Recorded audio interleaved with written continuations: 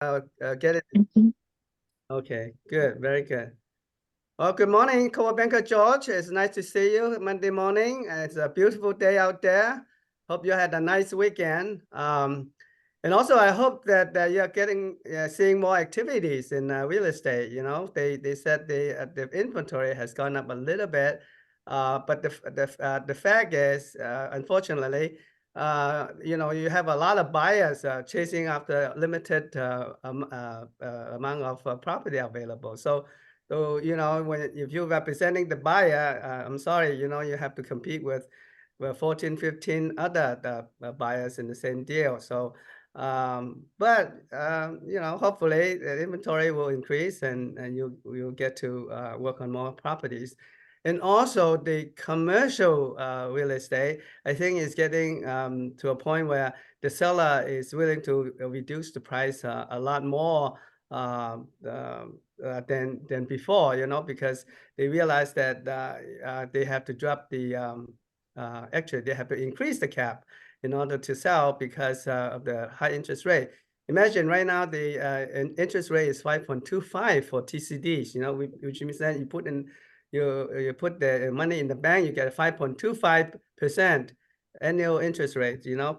And compared to, you know, if you invest in the commercial real estate, you get what was four cap, which means that 4% return. So why would you want to buy from commercial real estate if you can just put the money in the bank trouble free for 5.25, right? So, but it's good that the commercial real estate sellers are realizing that, and they're willing to drop the price. And as a matter of fact, you know, last weekend they have you know, a deal in downtown LA.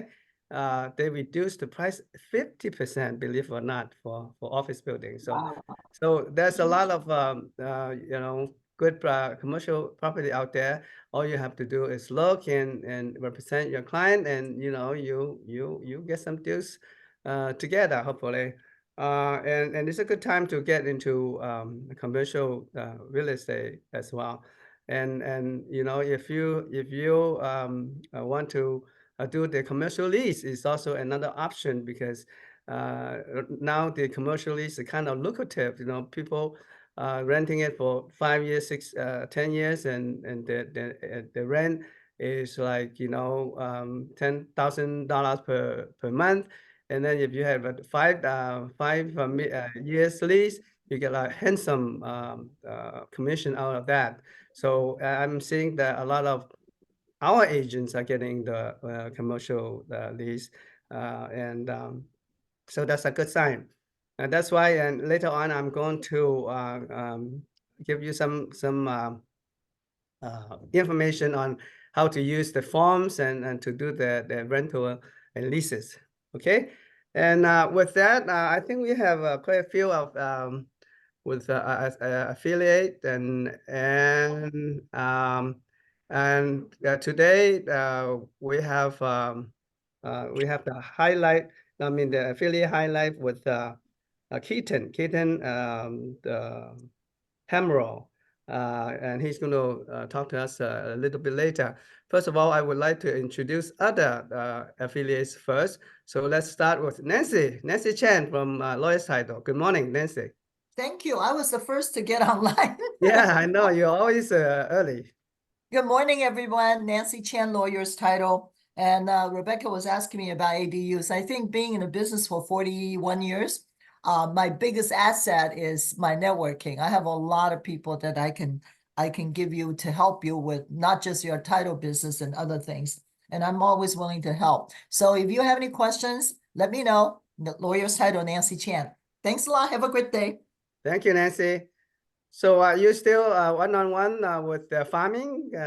Yes, Okay, anytime. good, Just good. call Anytime, me, right? text me. Okay. Yeah. All right. Thank Good. you.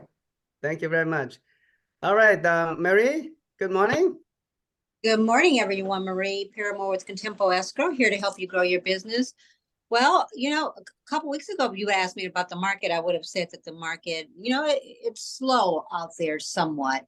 I never say that real estate stops, because it's always going to move, but sometimes it moves at a slower pace because of all of the news that we have coming in. But it seems like in the last 2 weeks, things have picked up tremendously. And I do believe that buyers are really just kind of ignoring the interest rate, that they're marrying the home and dating the rate because people are buying real estate. And right now there's no shortage. One of my agents had a property in Glendora. She had it on the market for $529. She got 28 offers. She accepted an offer at $7.5. Wow. Wow. On a fixer. Wow. So Wow. Goodness. Oh. that's what's out there right now. So, get out there, do your farming, because even though we're slow, let all the other agents who are, there's a lot of agents that are in the market, but they're not in the market. They're kind of doing real estate, but not really doing real estate.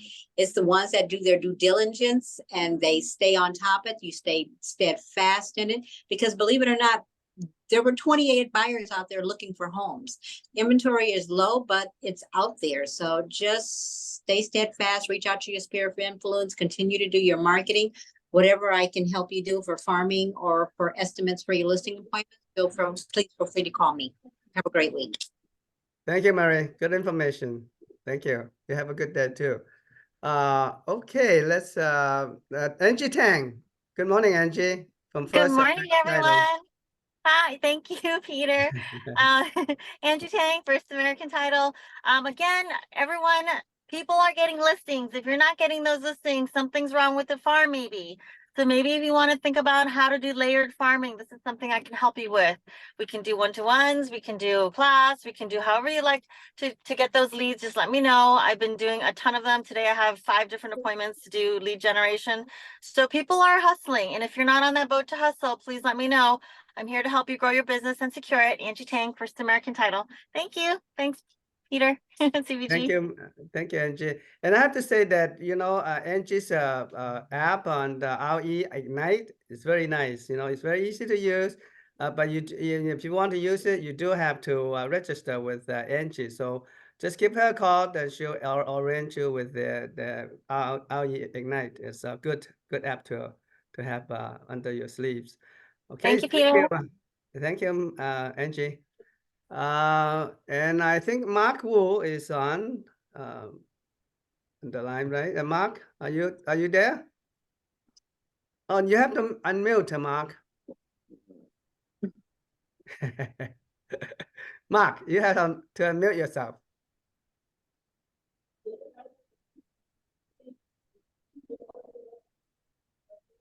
There, can you hear me there now? you go. Sorry. There you go.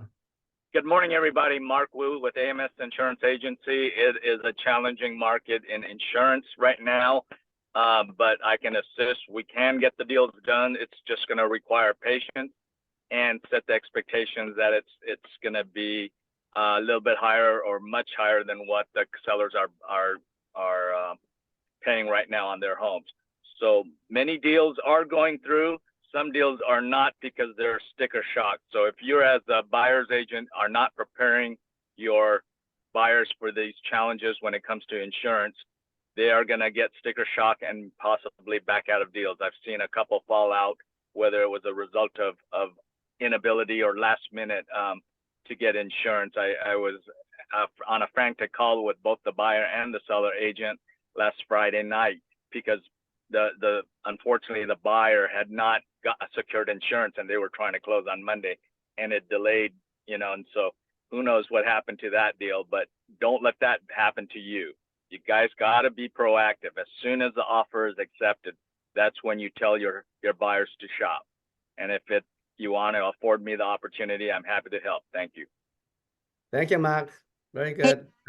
And I thank you for helping our agents to for the problematic insurance issues.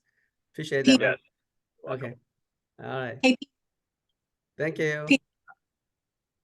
All right. Brandon. Good morning. How are you? Good morning, Maria. Marie, did you have something to say? I heard you chiming in. That's okay. I didn't know Peter had heard me. So I had told you guys last month that I had a lender that closed escrow without insurance. I had another one do it on Friday. I had to do a whole harmless letter to the lender and to the buyer that they understood they were closing without insurance.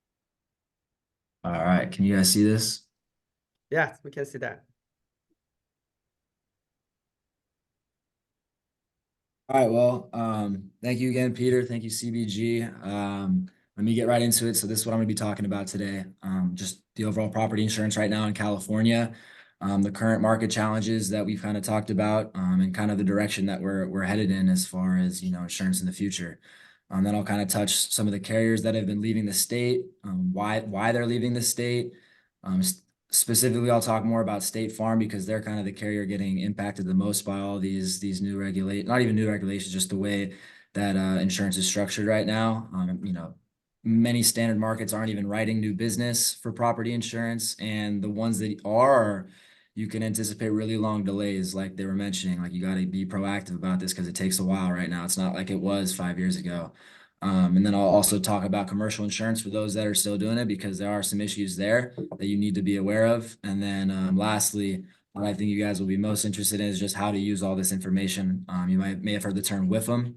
What's in it for me? What's in it for you guys as realtors? So how you can use this information about insurance and how it impacts you guys as realtors.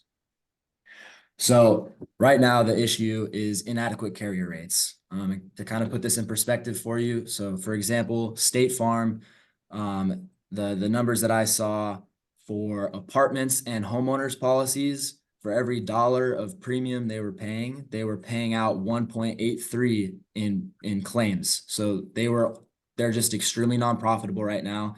And the way that the commissioner was limiting that, they were limiting how much that State Farm could increase their rates so that they were profitable, because they are a private business. They're not gonna be writing business if they're not making a profit. So since the commissioner isn't letting them charge adequate rates to still be profitable, they're just like, we're big enough. We work in other countries or other states, so leaving California, we can still make money. So, and that puts clients in a bind, because now there's limited options. Other carriers are charging more. But at the same time, these, exorbitant premiums we're seeing, Brandon mentioned, there was a 10% increase, that's excessive, but, we're seeing 200, 300% increases. And these, honestly, this was probably what we should have been paying for a while, because most of these carriers have these inadequate rates. I want to mention real quick, to put this in perspective, as far as how much we're paying for our homeowners and apartment policies. California ranks the 28th and most expensive. And the reason for that is because we don't have a lot of, natural hazards compared to other states like Texas with heavy rains, Kansas with tornadoes, Florida with hurricanes, Georgia, all those southern, eastern states, we really don't have, heavy weather. The only real thing California has besides wildfires, earthquake, but that's going to be a separate policy. So that's not going to be dictating how much your homeowner's policy is, but it's going to be the wildfire. That's the biggest threat carriers see in this state. And they've only been, the risk of wildfire has only been increasing. I won't really get into the details about why that is. Everyone has their own, different beliefs. If you believe in, global warmings, that could be it. You could also believe, we don't have proper deforestation procedures to reduce, like, the brush exposure. So, depending on what you believe, the fact that remains is that the risk of wildfire is increasing, and that, these 200, 300% increases that we are seeing probably are how much we should be paying. But let me get into some more details about why carriers are leaving the state. So this is just some recent news. If you're not familiar, on April 1st, beginning of this month, State Farm issued 72,000 non-renewals to current policyholders. And these were specifically for, apartments and homeowners policies, but I wouldn't be surprised if we continue to see this trend with, additional homeowners policies, additional apartment policies, and even other lines of business. Because they're already most carriers aren't even writing new business, whether it's workers' comp, other commercial lines, and, personal lines as well. And, they are keeping current clients, but the way these companies are reducing their risk is they're shedding their business. They don't want their books to bleed anymore. State Farm, lost $14 billion last year. So that's more than $1 billion every month from the apartment and homeowner space. So that's why they issued all these non-renewals. Like, they're far too unprofitable right now to be taking on that risk. So you'll see a lot of carriers do this, sending out non-renewals for no real good reason, or you'll have some minor claim like you know, a small branch fell on your roof. Oh, sorry, that's a claim. We're going to drop you because they're making it really hard. Now, long delays from the current option. So you still have like Mercury, some Farmers, depending on location, and Brush, AAA, you know, Geico. They're all still writing, but they're going to make you jump through an insane amount of hoops to get a policy. I was working on a policy for a friend of my dad's, and he was getting non-renewed by Farmers, and I was, you know, trying to get him a quote from Mercury, and it took me 2.5 months because there's underwriting holds where, you know, they ask you to submit all this information. They're like, all right, we'll review this information in 15 days. Okay, the 15 days hits, and then like, you know what, we also need to see this document, and then I'll submit that. Oh, we're gonna wait another 15 days, and it keeps going and going and going. So right now, closing escrow is more challenging than ever. It used to be a phone call the day of, got a policy, great, but it's different now. You really gotta stay ahead of the game. And like right now, I mean, I think the shortest carrier hold for a standard market right now is AAA at like 11 days. You have to wait 11 days before they'll review it. And you know, this is changing every day, so you know, you just got to stay on top of it. So additionally, into the commercial side, for those of you who do that, there are some things you need to be aware of that I've seen just ridiculous issues with. You know, like property, the rates are continuing to increase, you know, the risk of wildfire, but you know, also inflation, the cost of living, all of that is going to increase the rate because it's just, you know, already as expensive as it is, and just inadequate rates, not being able to charge, and like the competition with carriers pulling out, not writing stuff, it's just going to influence that price. Now, you know, in the San Gabriel Valley, we don't have a huge high brush risk, so that's probably not going to be a concern you see frequently unless you're dealing with properties up in, you know, North Altadena, La Cañada, Monrovia, up on like the base of those mountains. You might run into that issue, but otherwise, you know, out here in the SGV, there's not too much of an issue for that. But what I want to bring to your attention is the age of the building. Now, this threshold keeps increasing. You know, there's standard carriers that'll write, you know, newer buildings, but, you know, about a month ago, I had carriers that were willing to write anything 1990 and newer. That same carrier will only write 2004 or newer now too. So they really are shrinking their appetite and to 20 years or newer. And most buildings that you guys are going to be dealing with aren't going to fall within that range. I mean, there's a handful of buildings that are older than 2004. You know, that's relatively new in the construction space. Now, the other thing, if you work with me, you'll you know, always hear me asking is like, what updates have been done to the building? When was the roof updated or replaced? When was the electrical panels updated or replaced? HVAC and plumbing. The most important thing is the electrical panels. This is a new thing with carriers that they are being very, very strict on. The electrical panels, there are 4, and you know, this also changes every day. There's 4 right now, electrical panel manufacturers that carriers will not write. They won't even touch it. They won't consider it. Now, there's brokers out there that I can get you a quote and not disclose, you know, what electrical panels are there, but that's not going to do you any good because it's standard procedure for the carrier to conduct an inspection. They're going to see if there are these faulty panels, they're going to see it, they're going to non-renew you, and then you're going to be in surplus. So you just got to be careful because it's inevitable. They're going to conduct an inspection. So the 4 panels you need to be aware of, you know, I don't expect you guys to remember this, but you know, that's why you should call me because I can help you walk through like what to prepare for. It's Challenger, Zinsco, Federal Pacific, and Stablock. Those are the 4 that carriers will not write. They're just faulty panels. They're known to set fires on their own, and they're very outdated. And they need to be replaced. And it also doesn't help that right now, you know, tradesmen are already scarce, which is driving up the price. You know, increased cost of construction is driving up the price. You know, there's still supply chain issues from COVID that are, you know, making it more expensive to ship, you know, the required parts over here. So, I mean, it's a very hard pill to swallow right now, but it's just unfortunately required because right now, you know, we're already seeing the 200-300% increase from standard market to standard market. But if you have one of these electrical panels or you're in, you know, an older building and you have to go to a surplus market, it's not a place you want to be. You're seeing 5 to 10 times increase. So, you know, this is something required. And right now, just for an account I was working on, there was a 7-unit building in West Hollywood. It was a, you know, smaller apartment, 7 units. and he had a faulty Challenger electrical panel, and he got a quote to replace it, and it was $40,000 to replace such a small unit. But it's unfortunately a necessary evil right now, and just need to be aware of that. So lastly, with them, what's in it for you guys? What's in it for me? Right? This is an opportunity for you guys to churn your book of business, that another farming tool, get in the ears, because right now your previous clients are in pain. They're 100% in pain. You're likely in pain too with your own policy. So like, especially these commercial apartment buildings, reach out to them, like make them aware. Be a resource for your clients that other realtors can't provide. Like, this is impacting your clients, and although like you're not dealing with insurance, be the person that knows a guy. Be like the source of influence. Like, oh, my realtor always, they can think outside the box. I'm having an issue unrelated to selling or buying my property, but they were able to help me find a solution. Add value. That's how you guys can use all this information to get in the ears. Ask them for referrals. Who else has an apartment that needs help that I can assist? Anything like that. Other than that, I'll open up the floor to any quick questions that you guys may have that you want me to cover, any situations you're working through that I can maybe provide some advice on at the moment. Any questions? Keaton, it's very good information. But I was thinking that, it seems like that the insurance carrier has a lot of discretion to kick you out of the policies.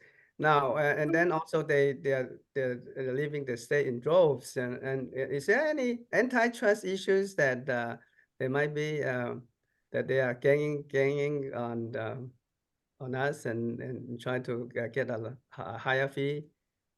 Yeah, I mean, they obviously want a higher fee, but there is a balance, right? Because like, that premium threshold, the $1 to 1.83 in claims, like if they're insuring people right now, they have a contract, but they're literally losing money every time they do it by almost 2 times. So they need to adjust their rate because, just with the increased cost of living, inflation, all of these other factors, like they need to adjust for that, but the commissioner isn't allowing them to do that. And like, they're a business at the end of the day, and they're still honoring current policy holders that do have policies, but as soon as they have one claim, they're using that as an excuse to pull. Or like when you're buying and selling, right now the seller of a property, that policy doesn't transfer to the buyer, so carriers are using that to pull away too, because they'll grandfather policies, but they're really looking to shed all of their losses and not write any new business and put everything on a hold while things sort out. Yeah, that's unfortunate. It really is, it puts everyone in a bind. So, well, Okay. other than that, I appreciate your guys' time and listening to me ramble about, something that's pretty boring. Hopefully I made it somewhat entertaining, but this is my information, get in the ears of your clients. They're definitely having issues. It's an area of pain right now, and you can be a resource and I can help. So thank you guys for I your have time. one question. What's up, Steve? Yeah, this we are talking about this casualty and property insurance, but my auto insurance, I did not even drive as many miles, in compared with the pre-pandemic. But my auto insurance rate have been increased doubled, and I don't drive my car close to the fire. I don't stuck my car inside the flood. Then why they have this kind of auto insurance increase? Not only Southern California, but also in Northern California. Do you have any clue and to how to shopping for good type? I mean the auto insurance. Yeah, auto insurance is always going to be tough because I mean, I don't touch auto insurance kind of for this reason. I try and stick to the commercial side, but for auto insurance in general, I see this in the commercial auto side. The risk of driving a car is always going to be much greater. There's always going to be accidents. So the price there is a little more justifiable than on the property side. But as far as the rate increases, it's just probably following suit. They might even be trying to hedge their losses in other lines by trying to increase premium here.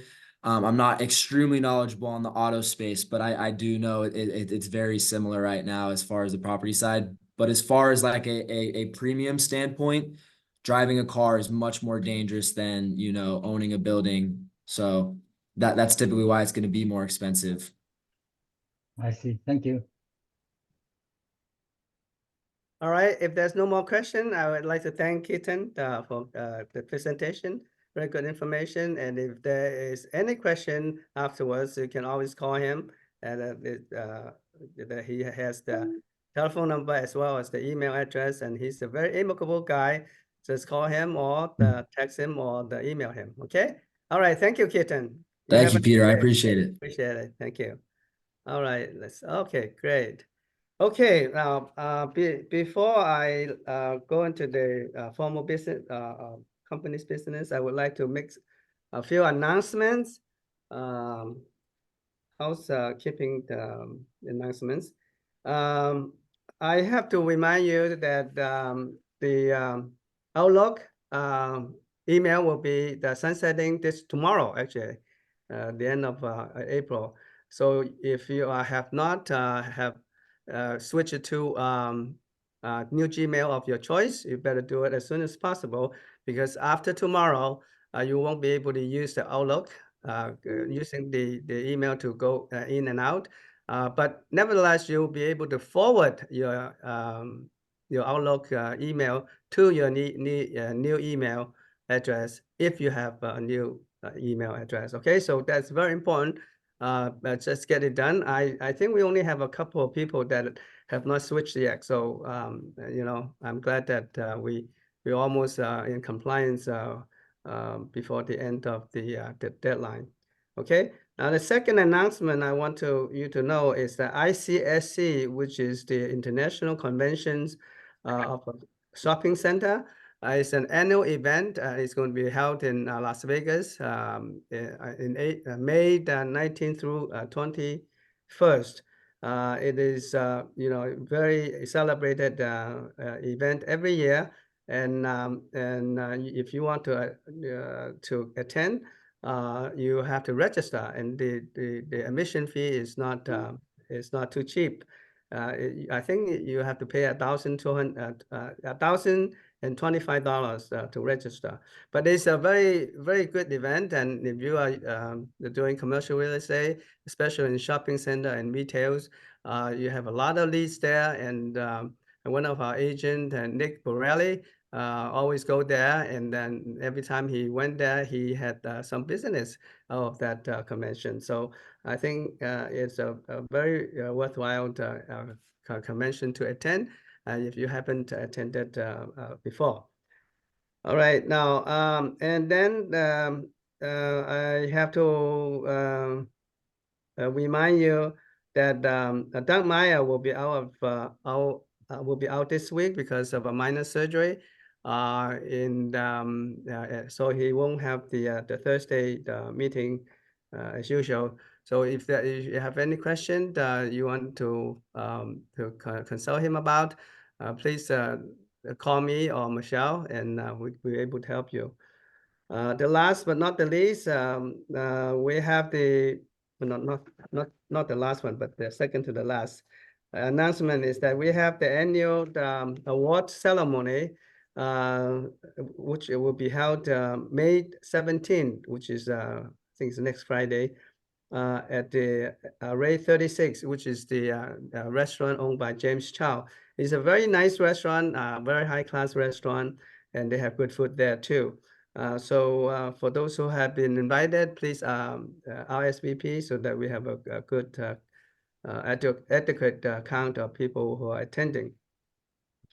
The last but not the last announcement is that this year the CBGR qualified for the top 2 as a company.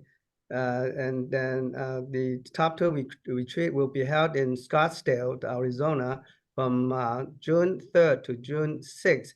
And I'll be representing Coldwell Banker George to attend the meeting. During those 4 days, I won't be here. So if you have any questions, you can direct it to Doug Meyer or Michelle. Should be able to help you. And in case of emergency, you can also contact James Chow.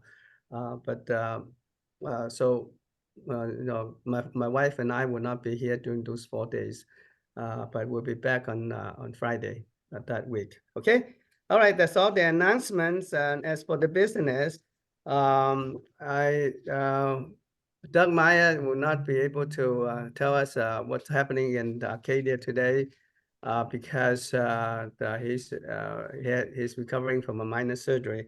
So, but for the co-banker George in the Alhambra office, we have 7 listings and 3 sales last week, which is not too bad. I would like to have more sales, but nevertheless, we have a lot of listings. The first listing we have was by the Lucy Clark as a commercial lease for $3,800 a month. She has 2. So the 2 leases in Baldwin Park. One is 3,800 and one is 3,500. So I'm glad that Lucy is working on the commercial lease now, and those commercial leases can be lucrative if you have good locations and also good leases that can that last for 5 to 10 years, and you have a handsome commission out of that. The next listing is Karina Pang, which is also commercial lease in Monterey Park for $2 per square foot, and she will get 5% commission out of that. Also commercial lease for Shimei Cam, 3,983 per month for the property in 500 Atlantic Boulevard, which is the Times Square in Monterey Park. And she will get 4.5% commission if she double end the lease. The next one is the Alex Agroda, and he has a residence in Covina for $750,000. And then Shimei Cam has another commercial lease for $4,648,000 in Monterey Park. And last but not the least is the Nina Xu has a condo that is selling for $738,000 in Monterey Park. All right, that's all the listings. As for the sales, we have 3 sales last week. First one is Karina Pang. She double-ended the lease for $45,000 for the property in Alhambra. Then the next 2 are the condos that sold by the Nina Shi. One is for $690,800 and the other one is for $738,000. Both consummated by the Nina Shi. Congratulations. So that's all the business that we have for Alhambra office. If there's any listing or reduction in price that I have not mentioned, please do it now. Is there any more listing or sales that you want to supplement? Okay, well, I guess everybody's quiet today, huh?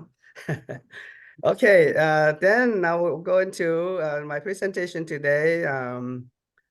Can I share screen, Michelle? Yes. Okay, now I can do that, right? Okay, let me make you a co-host. Yeah, please. There you go. Okay.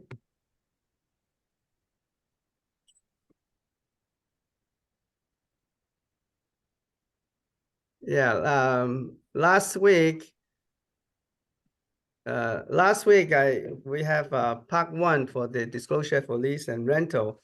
As I said last time, we had about 26 the forms that are pertinent for the lease and the rental, and I did 13 last time. So I'll finish that part 2 today. There will be another 13 forms that I want to mention, and so that you'll be able to use it for your commercial leasing or residential leasing. Okay, now, as you know, that you are supposed to disclose all material facts regarding the properties. I mean, material facts is the facts that will affect the decision that you buy the property or the lease the property. So, you know, if you're not sure what the material facts are, and if you have any doubts about whether the facts are material or not, it's better to, disclose rather than not disclose, because you rather err on the disclosure side, because if you don't disclose the material fact, that your client or some people who are affected by the material facts can come back and sue you. So this is very important that you disclose all the material facts. Now, one of the two forms that is concerned with the material fact that you have disclosed is the first one is the RPOQ, which is the rental property owner questionnaire. Now, this one is the disclosure that you work with the seller and to prepare to what to disclose to the client. And this RPOQ does not pertain to the tenant, so the tenant does not have to sign it.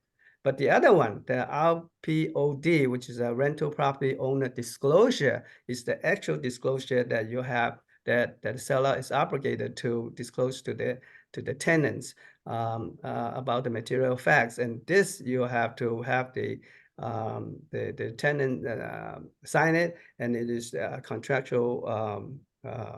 It is a contract between the seller and the tenant. Or I would say, should I say the landlord and the tenant. The next form that the disclosure that you should be aware of is the Megan law disclosure. And as you know that a sex offender is a very serious thing. Nobody wants to have a sex offender living next door to their properties. So it's important that you disclose to the tenant saying that, hey, you have the right to know about the registered sex offender and know where they are, so that you can be properly prepared for it, and but if you know about any sex offender that is within a mile or two about your property, you have to disclose as well. And this applies to only the residential property. It doesn't apply to commercial. You can find the legal authority in California Civil Code, Section 2079.10A. Okay, and then about the military ordnance location. Now, if you have some previous military training ground or military base, then you have to disclose it. If it is within a mile from your property, you have to disclose it, and you have to tell the tenant that there may be possible explosives or something that's left behind by the military personnel, so that they have a choice whether they want to live close to those area or not, because sometimes the explosive can be dangerous, right? And you don't want to be have a surprise on it. And it only applies to the residential properties. The legal authority you can find in California Civil Code, Section 1940.7. And so also with that, the meth lab cleanup order, meth. So for example, you have marijuana's, cleanup or remediations, and what, or you have a toxic substance control notice from the DTSC department, and where they have, they either have to do a cleanup or they have done a cleanup already. Those kind of facts that you have to disclose to the tenants, for the tenants who has a year or more. And it applies for both residential and commercial properties. The legal authority you can find in California Health and safety code, section 25400.28 or 25400.11. And then the mode, the modes is a big thing in the for residential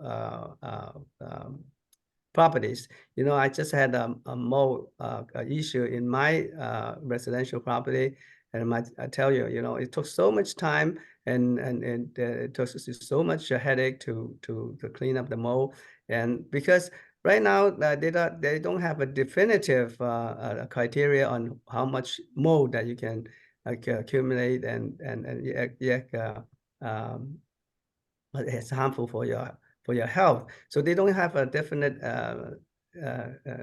guidelines. So everybody's just guessing on it, and those mold experts tend to exaggerate things and then say, hey, you know, the mold is such and such, and you should get rid of it, and completely. But sometimes you cannot get rid of the molds completely, especially in those rural area where you have a dam environment, and you have a lot of bushes and stuff like that, and naturally they have molds on the air, you know, then it's very difficult to get rid of it totally. But anyway, you have to be aware of the mold problem, and if you do have a mold, then you should try to mitigate it as much as possible. Because sometimes a lot of times the top health department of the city don't like that. Once they come in and get involved, it can be a lot of headaches. So this only applies to residential properties, but nevertheless, some of the commercial property, when they have molds, they can also require the landlord to remediate it also. But it's not required to disclose it in commercial real estate. Only when the tenants discover it or found it to be detrimental to their business or detrimental to their health. Okay, so right now for that, only applies to residential property. The legal authority you can find in California Health and Safety Code, section 26100. And the mold booklet, you should nevertheless give it to all the tenants. The mold booklet will explain what kind of mold it is, and kind of explain to you whatever some of the molds are harmful or not, and what is the guideline to have the mold remediated. Okay. And also with the Proposition 65, now this Proposition 65 is to warn of any hazardous material that is sold or given to your tenant, or whether the tenant is exposed with that kind of material. That material, this is concerned with the material that has a propensity of causing cancer or health, or lung problems and stuff like that, and very detrimental to your health. And with those material, you have to disclose it to the tenants, and it applies to the people who are employing 10 or more employees in their businesses.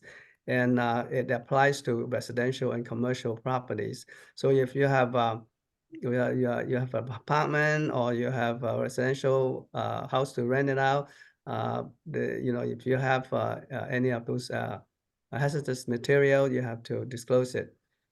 The legal authority can be found in California Health and Safety Code, section 25249, and section 12601. Then you can find all the rules regarding the warning the sign as well. And actually, I have to mention that the Proposition 69 can be very problematic. If you don't disclose it, it can be hard to find. Last time, I have got into a case where the owner of selling the sesame seeds, it didn't disclose that the seed has a minor source, a trace of the lead in that product, and it has to settle for $100,000. So it can be, you know, if you are in violation of that's the Proposition 65, it can be hefty penalty.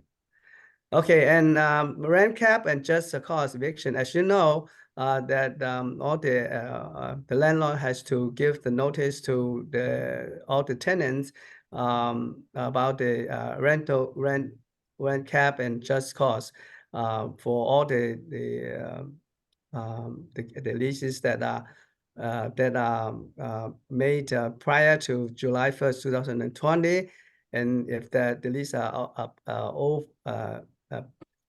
is after the July 1st, 2020, it has to be, you know, the notice must be that be the addendum to the lease or the rental agreement. So this rental cap and just cause eviction, just as general information of, you know, that you can, what you can do as a just cause of eviction law. So it's the product of the of the state law that requires the rent cap and just cause of eviction. And it only applies to the residential property. The legal authority can be found in California Civil Code Section 1946.2F. And then we remember we have the rental cap and just cause eviction law about the owner move in. And actually, right now, this is one of the owner move in is one of the three only just cause eviction. The other two is like is the substantial remodeling, or you just want to get the property out of the rental market. And together with the move-in, those are the only three reasons that you can evict the tenant for good cause. And for the leases enter into after July the 1st, 2020, you have to make it as an addendum to the lease agreement, saying that you know that the owner is allowed to terminate a tenancy on the basis of owner move in. Okay. And that applies only to residential property. Legal authority can be found in California Civil Code, Section 1946.2B2. And another thing is that you have also, if you are exempt from the rent cap and just cause, for example, if you are leasing a single family or condo which falls into the exception of the rental just cause eviction law, and then you have to you know, disclose it on your rental agreements. And for the tenancy that commence or renew after July 1st, the notice must be that they are provided in the rental agreement. So in other words, it's a natural addendum to the lease if you are leasing the property after July 1st, 2020. And this only applies to the residential property. Legal authority can be found in California Civil Code, Section 1946.2E8 and also 1947.12D5. Now, everybody knows about the transfer disclosure statement. This is a must for all the residential properties. If you're selling the property, but if you're only leasing it, this TDS is not required unless the lease has an option to purchase the property, or you are on a ground lease, a couple of the improvement. Those are two exceptions. Other than that, you don't need to do the TDS for any rental or lease. And it's optional for both residential and commercial property. You know, you can do that if you want to. If you're doing a lease over 1 year, yeah, you can do the TDS, but it's not required. The legal authority is found in California Civil Code, Section 1120.21. Okay. Smoke alarm compliance. Yes, you know that for all the properties commencing to well, 2016, the landlord must install all the smoke detector, carbon monoxide, and monitors in each room, and at least one for every floor, regardless of whether the property was built or permitted improvements. So this is installation requirement. You don't have to have a disclosure application for landlord or property manager, but nevertheless, if you're owner of the property, you should comply with this smoke alarm compliance. You know, it's very important, because otherwise your insurance, your homeowners insurance may not be effective, or they may not even issue you the homeowners policy either, you know. So this applies to both residential and commercial real estate. The legal authority can be found in California Health and Safety Code, Section 131137 and Section 131138, or Section 180296. And as you know that, you know, we're always in the, a lot of time we are in the drought, and then the state of California has implemented the water conservation policy, and they are mandating that all the fixtures and you know, the faucets and stuff, the toilets and are in compliance with the water conservation policy. So you know, I'm not going to read off what the requirements are, but nevertheless, it's you know, if you have not comply with that water conservation policy, you're required to do so. And it applied to residential and commercial properties. The legal authority can be found in California Health and Safety Code, Section 19211. And then the water submetering. Now this is only required if the landlord charge additional water fees for the tenant to pay.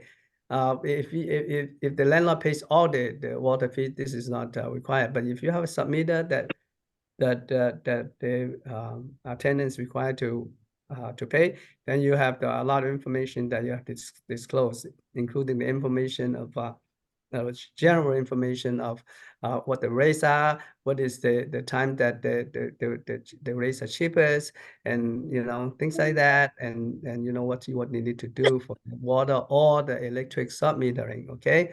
And that this applies only to residential property. Legal authority you can find in different places, except California Civil Code, California Health and Safety Code, and California Water Codes. So just go into those codes and look for it if you are interested in reading it. So, so that's all about the requirement for leasing or rental, and if you are having at least 1 year or more.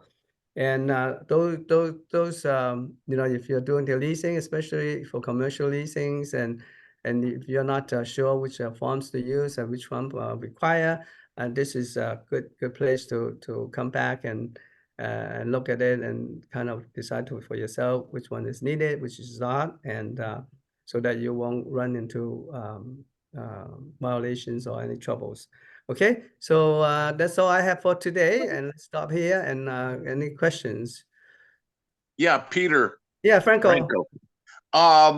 Going back to the child molester thingy, we are not allowed as realtors to disclose anything like that. All we can do is provide the website, but if we punch it up on our computer, we could be held liable.